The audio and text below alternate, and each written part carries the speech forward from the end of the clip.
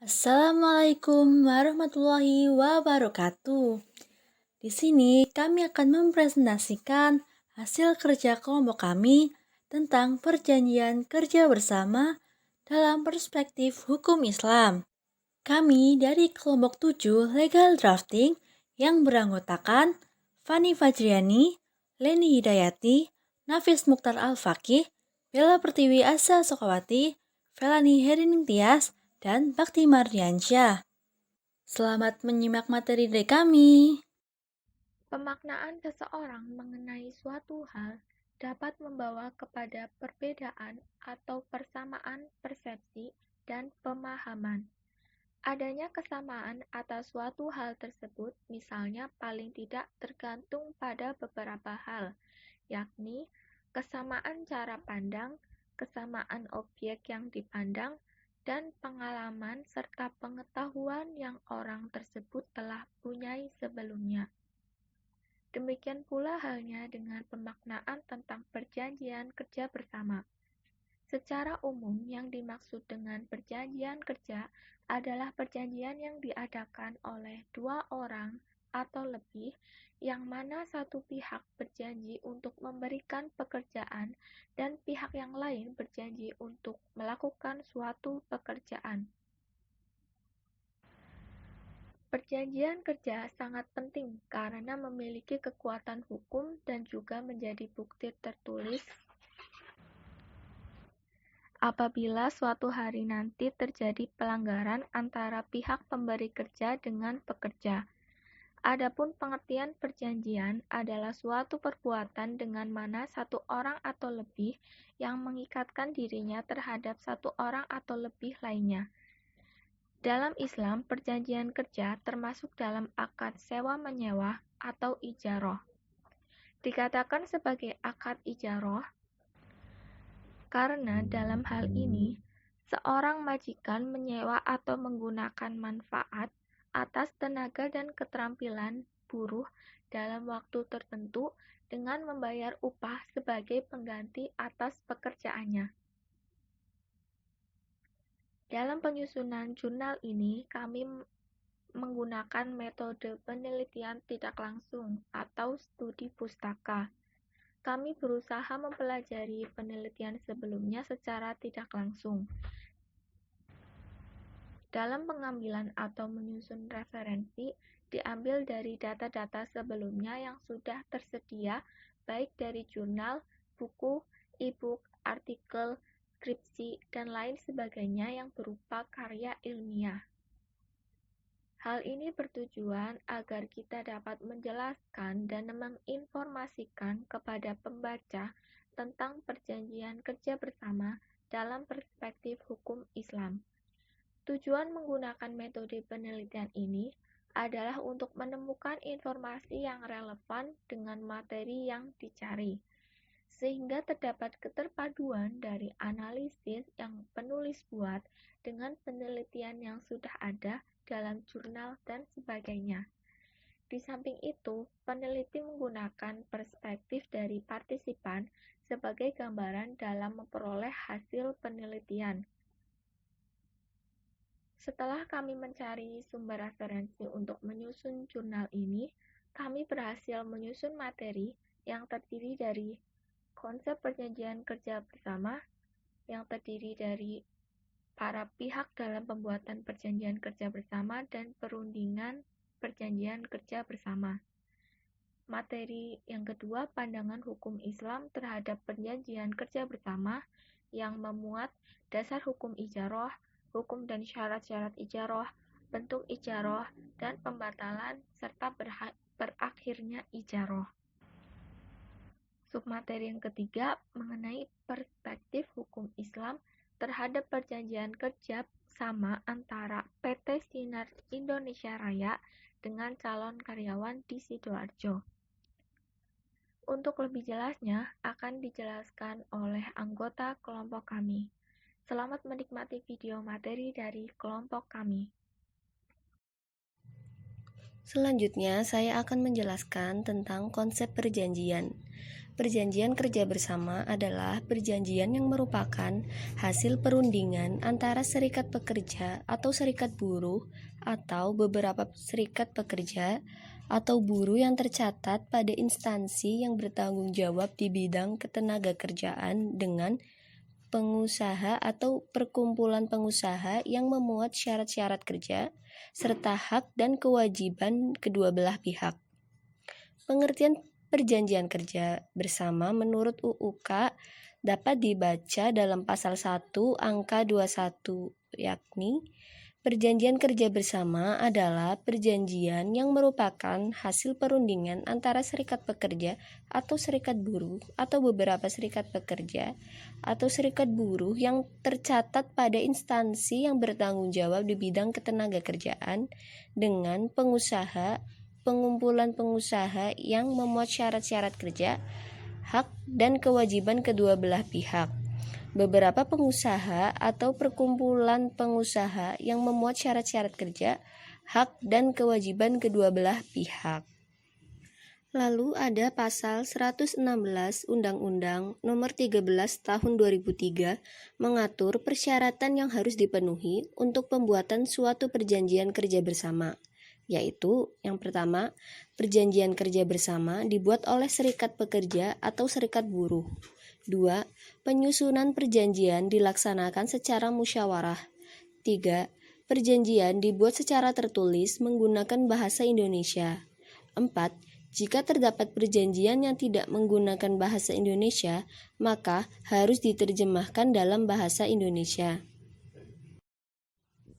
Pihak dalam pembuatan perjanjian kerja bersama. Yang pertama, serikat pekerja atau serikat buruh. Pihak yang membuat PKB adalah dari pihak buruh atau pekerja yang diwakili oleh serikat buruh supaya lebih kuat posisinya dalam melakukan perundingan dengan majikan karena pengurus serikat pekerja umumnya dipilih oleh orang yang mampu memperjuangkan hak dan kepentingan anggota. 2. Pengusaha. Dalam pasal 1 angka 5 Undang-Undang Nomor 13 Tahun 2003 tentang Ketenagakerjaan yang menyatakan pengusaha adalah orang perseorangan, persekutuan, atau badan hukum yang menjalankan suatu perusahaan milik sendiri. 2. Orang perseorangan, persekutuan, atau badan hukum yang secara berdiri sendiri menjalankan perusahaan bukan miliknya. 3. Orang perseorangan, persekutuan, atau badan hukum yang berada di Indonesia mewakili perusahaan sebagaimana dimaksud dalam huruf A dan B yang berkedudukan di luar wilayah Indonesia. Selanjutnya, B. Perundingan dan pengesahan perjanjian kerja bersama. 1. Prosedur pembuatan perjanjian kerja bersama adalah sebagai berikut. 2. Salah satu pihak, serikat pekerja atau serikat buruh atau pengusaha, mengajukan pembuatan perjanjian kerja bersama (PKB) secara tertulis, disertai konsep perjanjian kerja bersama. 3. Minimal keanggotaan serikat pekerja atau serikat buruh 50% dari jumlah pekerja atau buruh yang ada pada saat pertama pembuatan perjanjian kerja bersama. 4. Perundingan dimulai paling lambat 30 hari sejak permohonan tertulis. 5. Pihak-pihak yang berunding adalah pengurus SP atau SB dan pimpinan perusahaan yang bersangkutan dengan membawa surat kuasa masing-masing. 6. Perundingan dilaksanakan oleh tim perunding dari kedua belah pihak masing-masing 5 orang. 7. Batas waktu perundingan bipartit 30 hari sejak hari pertama dimulainya perundingan. 8. Selama proses perundingan, masing-masing pihak A dapat berkonsultasi kepada pejabat Depnaker.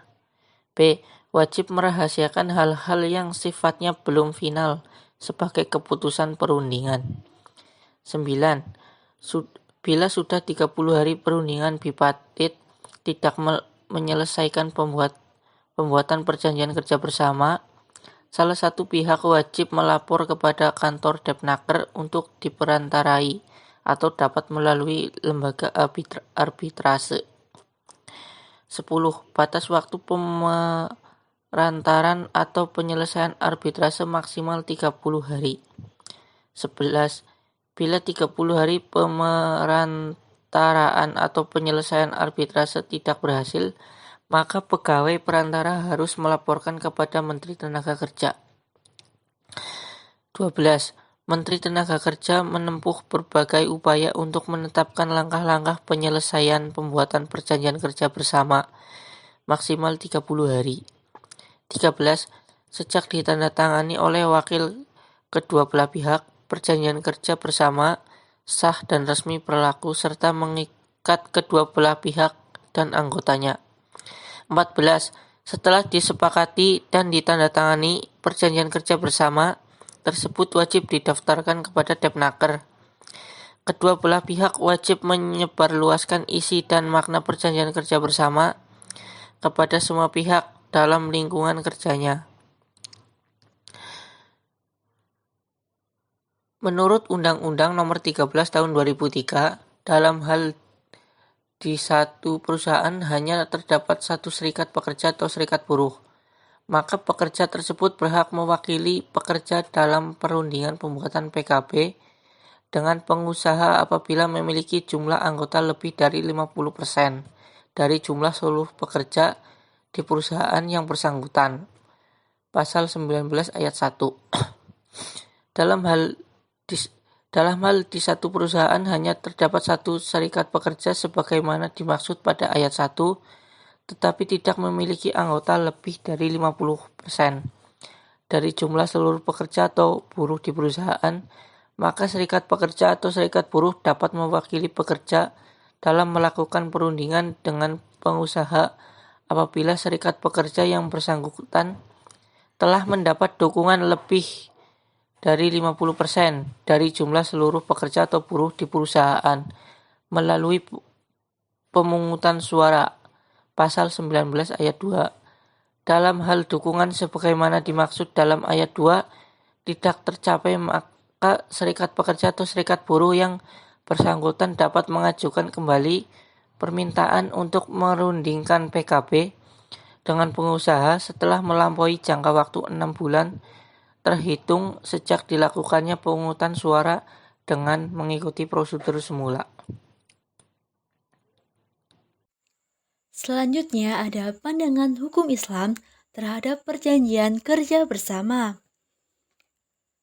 Dalam hukum Islam tidak ada satu ayat pun yang menjelaskan tentang perjanjian kerja secara detail. Namun, dalam Islam banyak terdapat aturan-aturan yang dapat dijadikan sebagai bahan acuan dalam melihat apakah perjanjian kerja dalam Islam diperbolehkan ataukah tidak. Berdasarkan akadnya, perjanjian kerja termasuk dalam akad sewa-menyewa ijarah tenaga kerja. Perjanjian kerja dalam Islam disebut juga dengan ijarah dikarenakan di dalam perjanjian seorang menyewa tenaga kerja orang lain untuk melakukan perjanjian kerja dengan memberi upah sebagai imbalannya. Pengertian ini senada dengan yang diungkapkan oleh Syekh Syihab al-Din dan Syekh Umayyah sebagaimana yang dikutip oleh Henny Suhendi, bahwasanya yang dimaksud dengan ijarah adalah akad atas manfaat yang diketahui yang disengaja untuk memberikan dan membolehkan dengan imbalan yang diketahui ketika itu. Sedangkan pengertian perjanjian kerja menurut pasal 1601A Kitab Undang-Undang Hukum Perdata adalah suatu perjanjian di mana pihak yang satu atau buruh mengikatkan diri untuk bekerja pada pihak yang lain atau majikan selama waktu tertentu dengan menerima upah. Dari pengertian di atas dapat diambil kesimpulan bahwasanya perjanjian kerja itu harus memuat ketentuan yang berkenan dengan hukum kerja tersebut, yaitu hak dan kewajiban buruh serta hak kewajiban majikan. Pernyataan tersebut membuktikan adanya kesanggupan dan kesungguhan dari masing-masing pihak untuk menjalankan suatu hak dan kewajiban mereka. Selanjutnya ada dasar hukum ijarah yang dijelaskan dalam suatu kutipan Quran Surat Al-Talaq ayat 6 yang artinya, Jika mereka menyusukan anak-anakmu, maka berilah imbalan kepada mereka. Selanjutnya, dasar hukum ijarah juga disebutkan dalam sunnah yang diriwayatkan oleh Ibnu Majah. Nabi Shallallahu Alaihi Wasallam bersabda dari Ibnu Umar radhiyallahu anhu bahwa Rasulullah Shallallahu Alaihi Wasallam bersabda, berilah mereka kepada pekerjaan upahnya sebelum mengering keringatnya. Hadis riwayat Ibnu Majah. Rukun dan syarat-syarat ijarah. Menurut pandangan para ulama, secara garis besar ada berbagai pendapat, yaitu yang pertama, menurut ulama Hanafiyah, rukun ijarah hanya ada satu, yaitu ijab dan qabul dari kedua belah pihak yang bertransaksi. Yang kedua, golongan Syafi'iyah, Malikiyah, dan Hanabilah berpendapat bahwa rukun ijarah itu terdiri dari mu'ajir atau pihak yang memberikan ijarah, mustajir atau orang yang membayar ijarah, al-ma'qud alaih, dan sigot. Adapun syarat orang yang berakad adalah kedua belah pihak yang melakukan akad disyaratkan berkemampuan, yaitu kedua-duanya berakal dan dapat membedakan. Jika seseorang yang berakad itu gila atau anak kecil yang belum dapat membedakan, maka akad itu menjadi tidak sah. Ulama Syafi'iyah dan Hanabilah berpendapat bahwa kedua orang yang berakad itu harus balik. Orang yang belum dewasa menurut mereka adalah tidak sah, walaupun mereka sudah berkemampuan untuk membedakan yang baik dengan yang buruk. Sedangkan menurut ulama Hanafiyah dan Malikiyah, bahwa kedua orang yang berakad itu tidak harus mencapai usia balik. Oleh karenanya, anak yang baru mumayyiz pun boleh melakukan akad ijarah. Hanya pengesahannya perlu persetujuan walinya. Sebagai transaksi umum, ijarah baru dianggap sah apabila telah memenuhi rukun dan syaratnya, sebagaimana yang berlaku secara umum dalam transaksi lainnya. Adapun syarat-syarat akad ijarah adalah yang pertama, kedua belah pihak yang berakad menyatakan kerelaannya untuk melakukan akad ijarah. Apabila salah seorang di antaranya terpaksa melakukan akad itu, maka akadnya tidak sah. Yang kedua, manfaat yang menjadi objek ijarah harus diketahui secara sempurna, sehingga tidak muncul perselisihan di kemudian hari. Apabila manfaat yang akan menjadi objek ijarah itu tidak jelas, maka akadnya tidak sah. Yang ketiga, objek ijarah itu sesuatu yang dihalalkan oleh syara. Oleh karena itu, para ulama fikih sepakat menyatakan tidak boleh menyewa seseorang untuk mengajarkan ilmu sihir, menyewa seseorang untuk membunuh orang lain, dan orang Islam tidak boleh menyewakan rumah kepada orang non-muslim untuk dijadikan tempat ibadah mereka. Objek sewa-menyewa dalam contoh di atas termasuk maksiat. Yang keempat, mengetahui manfaat dengan sempurna barang yang diakadkan, sehingga mencegah terjadinya perselisihan. Dengan jalan menyaksikan barang itu sendiri atau kejelasan sifat-sifatnya, jika dapat, hal ini menjelaskan pekerjaan yang diharamkan. Yang kelima, yang disewakan itu bukan suatu kewajiban bagi penyewa. Misalnya, menyewa orang untuk melaksanakan sholat untuk diri penyewa, dan menyewa orang yang belum haji untuk menggantikan haji penyewa. Para ulama fikih sepakat menyatakan bahwa sewa-menyewa seperti ini tidak sah, karena sholat dan haji merupakan kewajiban bagi orang yang disewa.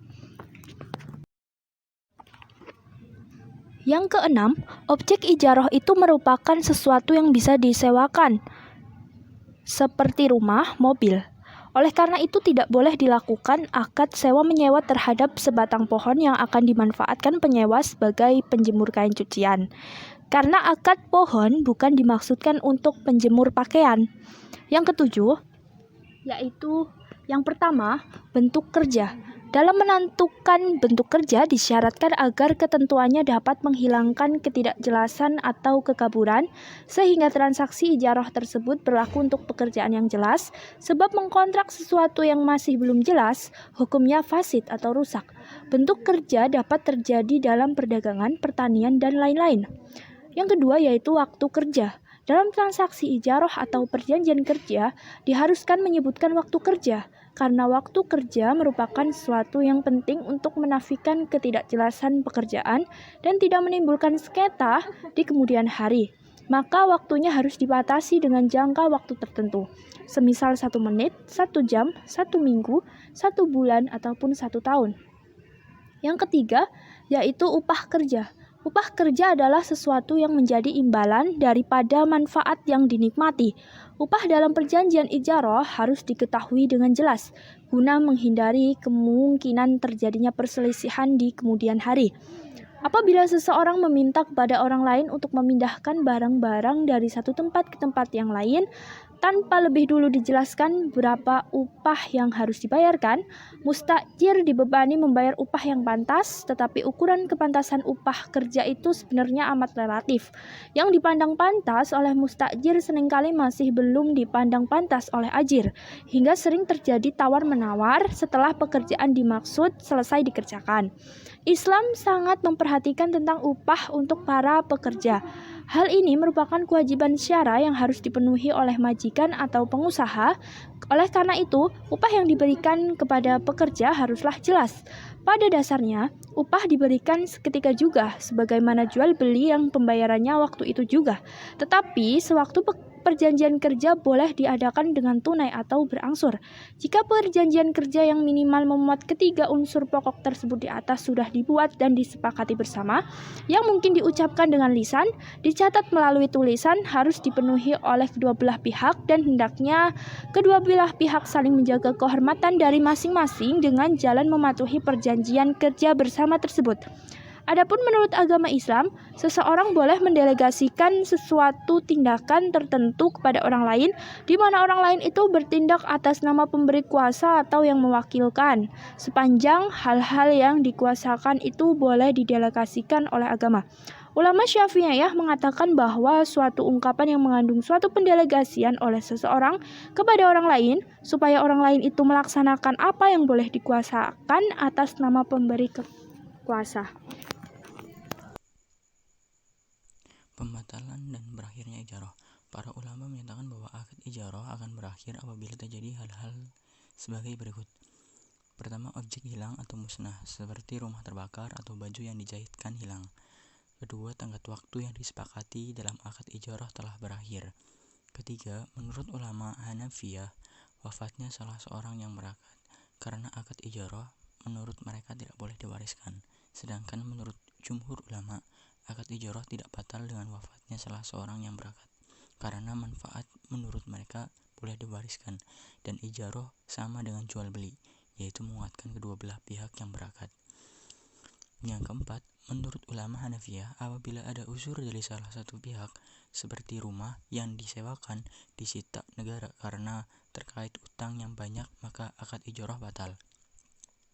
Uzur-uzur yang dapat membatalkan akad ijarah itu menurut ulama Hanafiyah adalah salah satu pihak jatuh dan berpindah tempatnya penyewa. Misalnya, seorang digaji untuk menggali sumur di suatu desa.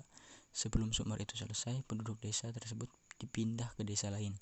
Akan tetapi, menurut jumhur ulama, uzur yang boleh membatalkan akad ijarah itu hanya apabila objeknya mengandung cacat atau manfaat yang dituju dalam akad itu hilang, seperti kebakaran dan dilanda banjir.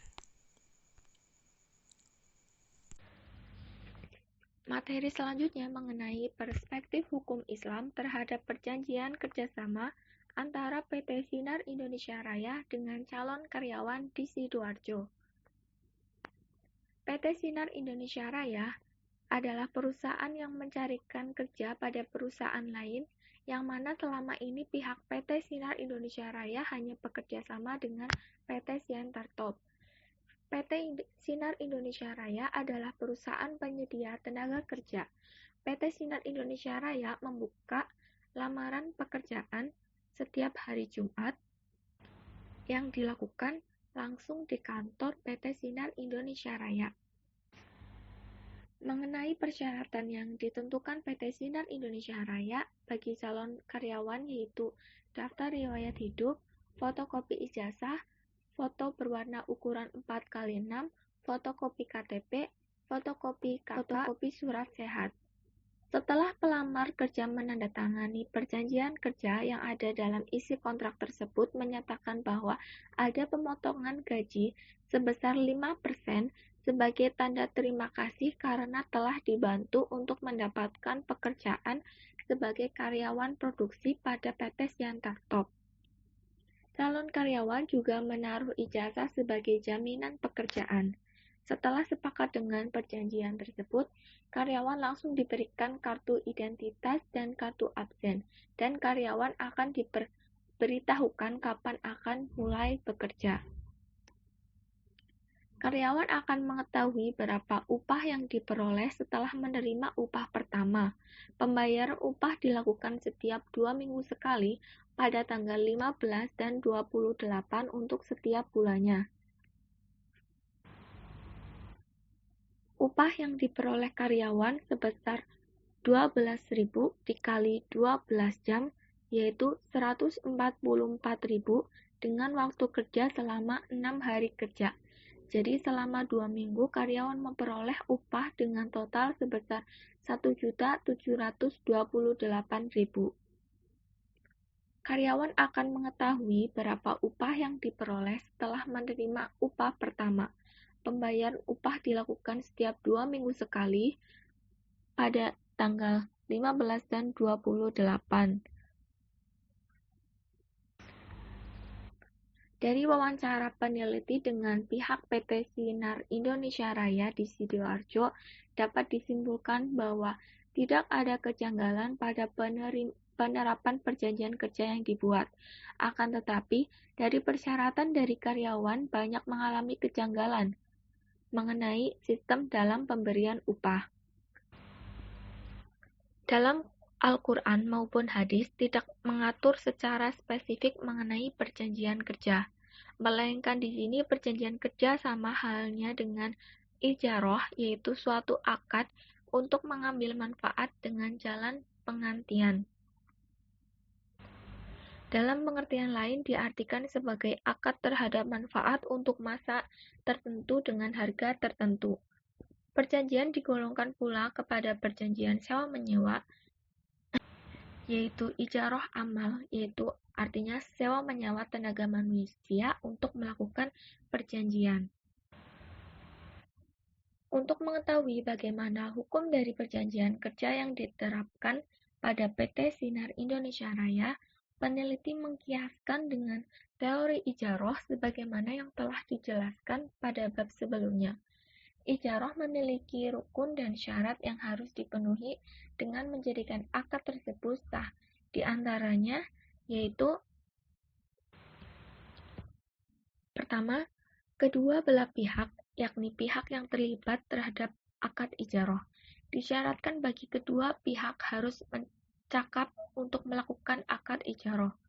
Pihak yang terlibat pada perjanjian ini menyatakan kerelaannya untuk melakukan akad ijarah dalam persyaratan yang diberikan oleh pihak PT Sinar Indonesia Raya. Pada saat para calon karyawan mendaftar dan diterima sebagai karyawan, karyawan ditunjukkan perjanjian atau aturan yang diberlakukan oleh PT Sinar Indonesia Raya. Kedua, bentuk kerja.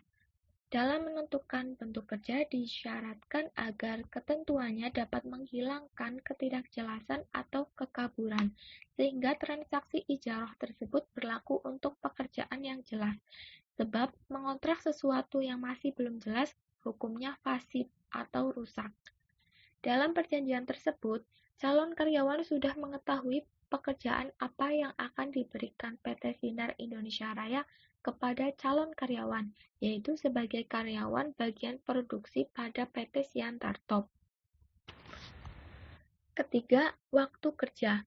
Dalam transaksi ijarah atau perjanjian kerja diharuskan menyebutkan waktu kerja, karena waktu bekerja merupakan suatu yang penting untuk menafikan ketidakjelasan pekerjaan dan tidak menimbulkan sengketa di kemudian hari. Maka waktunya harus dibatasi dengan jangka waktu tertentu, misal 1 jam, 1 minggu, 1 bulan, atau 1 tahun.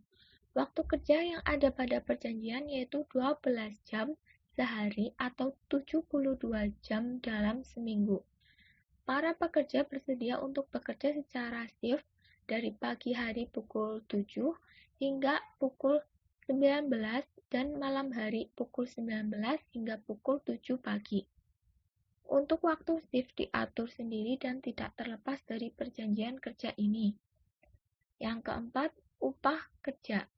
Upah adalah suatu yang menjadi imbalan daripada manfaat yang dinikmati. Upah dalam perjanjian ijaroh harus diketahui dengan jelas, guna menghindari kemungkinan terjadinya perselisihan di kemudian hari. Islam sangat memperhatikan tentang upah untuk para pekerja. Hal ini merupakan kewajiban syarat yang harus dipenuhi oleh majikan atau pengusaha. Oleh karena itu, upah yang diberikan kepada pekerja haruslah jelas. Dalam hadis dijelaskan bahwa siapa yang menyewa seorang, maka hendaklah ia beritahu upahnya. Dalam hadis tersebut sudah sangat dijelaskan bahwa harus ada keterbukaan antara PT Sinar Indonesia Raya dengan karyawan mengenai hal upah. Di dalam surat perjanjian kerja memang sudah diperincikan mengenai upah yang akan diperoleh, akan tetapi dari persyaratan karyawan, upah yang diperoleh tidak sesuai dengan yang tertulis dari surat perjanjian kerja, yaitu potongan 5% setiap kali upah diberikan, melainkan pemotongan upah tersebut melebihi dari 5%. Penerimaan upah bagi karyawan dilakukan setiap 2 minggu sekali dengan syarat membawa bukti identitas. Pengambilan upah harus dilakukan tepat tanggal yang sudah ditentukan perusahaan, yaitu tanggal 15 dan 28 untuk setiap bulannya. Jika karyawan terlambat mengambil upah, akan dikenai denda. Padahal dalam isi surat perjanjian tidak ada keterangan yang menjelaskan upah akan dipotong ketika telat dalam pengambilannya. Jika praktik ini ditinjau dengan hukum Islam, perjanjian kerja ini termasuk perjanjian kerja yang tidak sesuai dalam syarat syahnya ijaroh. Sejalan dengan kesimpulan ini, maka hendaknya pihak PT Sinar Indonesia Raya lebih jujur dan terbuka dalam memenuhi hak-hak para karyawan.